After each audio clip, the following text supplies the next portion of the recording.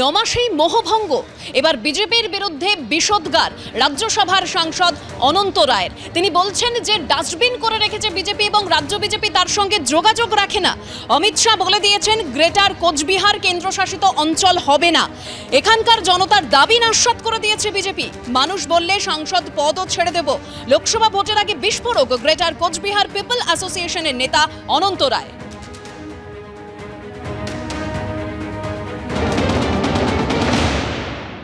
কোচবিহারের অন্যতম পরিচিত নাম অনন্ত রায়। অনন্ত মহারাজ নামে কিন্তু বিখ্যাত রাজ্যসভার বিজেপির সাংসদ। ইতিমধ্যে কিন্তু লোকসভার দাওয়া বেজে গেছে এবং কোচবিহারের যে প্রার্থী তার নাম ঘোষিত হয়ে গেছে এবং ইতিমধ্যে তো কোচবিহার লোকসভার একটা আবহ তৈরি হয়ে গেছে। এই প্রার্থী কি খুশি? এই প্রার্থীর নাম ঘোষণা হয়ে গেছে। প্রার্থী খুশি বলে কথা না, গভর্নমেন্ট বিজেপি সরকার যেটা করবে, পার্টি যেটা করবে সেটা তো নিজের ইয়া মতই করবে। বিজেপির সঙ্গে আপনার যোগাযোগ কেমন? এটা না, বিজেপির সঙ্গে যোগাযোগ স্টেটের তো কোনো নেতা করতেছে না। কোনো যোগাযোগ নেই? না না না, কোনো যোগাযোগ নেই।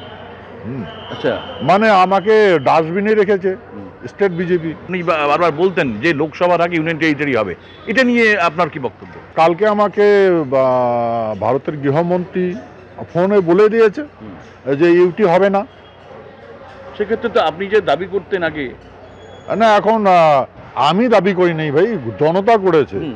এখানকার জনতার যেটা দাবি আছে সেটা দাবি নস্যাৎ করে দিয়েছে। আমি এই কূটনীতি বুঝি না।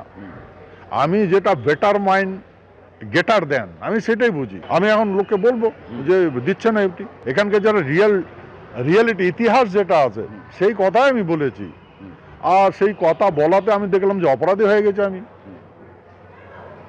সেই জন্য ভাবছি যদি আমি অপরাধী হয়ে থাকি, আমি গুজবার মানুষের কথা মতো তো আমি রাজ্যসভা সদস্য হয়েছি।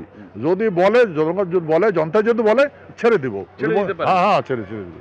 আমরা বুঝতে পারছি না আমরা কি গভর্নমেন্টকে ভালো করেছি, গভর্নমেন্টের মঙ্গল কামনা করেছি না অমঙ্গল কামনা করেছি, আমি বুঝতে পারছি না। অনন্ত রায় বেসুরো গাইলেন এবং এর পরিণতি কি দাঁড়াবে সেটা সময়ই বলবে।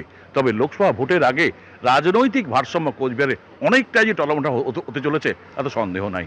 ক্যামেরায় মলয় চক্রবর্তীর সঙ্গে সনদ ঝা, এবিপি আনন্দ, বাগডোরা। এ প্রসঙ্গে কথা বলবো, আমাদের সঙ্গে টেলিফোন লাইনে রয়েছেন বিজেপি বিধায়ক শঙ্কর ঘোষ। শঙ্কর দা, আপনি শুনলেন, কি বলবেন?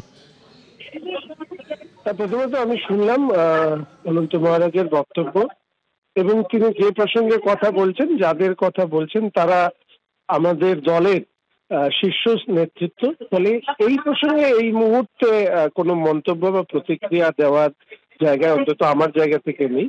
তবে ওনার বক্তব্য শোনা এবং পরবর্তীকালে এই নিয়ে নেতৃত্বের সাথে আলোচনা করা। ব্যক্তিগত পর্যায়ে উনি আমাদের অত্যন্ত সর্বজন শ্রদ্ধেয় ব্যক্তিত্ব, অন্তত আমাদের কাছে। তো ফলে স্বাভাবিকভাবেই আমার সাথে তো ওনার ব্যক্তিগত সম্পর্ক ভালো। আমি নিশ্চিতভাবে ব্যাপারটি ওনার থেকেও বোঝার চেষ্টা করব এবং আমাদের যারা প্রদেশ এবং কেন্দ্রীয় নেতৃত্ব আছেন তারা বিষয়টি দেখবেন। ধন্যবাদ।